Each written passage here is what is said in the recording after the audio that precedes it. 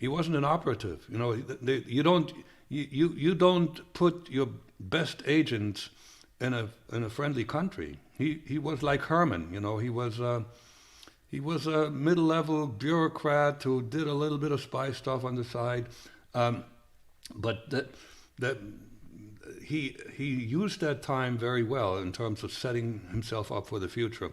So we both had this one thing in common.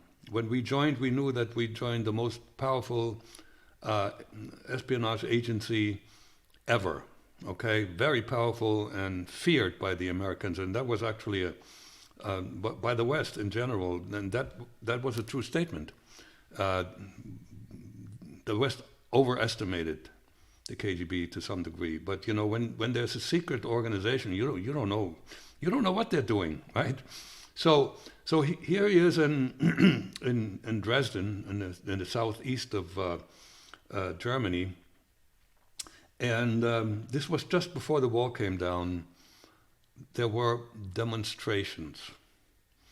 And some of those demonstrations stormed Stasi offices, and they destroyed stuff, and some of them saved stuff for the future.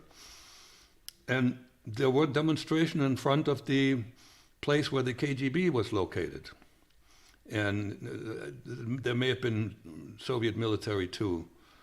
And that got a little dangerous. There was a potential that those people would just enter the building by force. So here's Vladimir Putin, and he called Berlin, and he asked for permission to use firearms if they are being attacked. And when he checked with Berlin, he got the following response: Moscow is silent.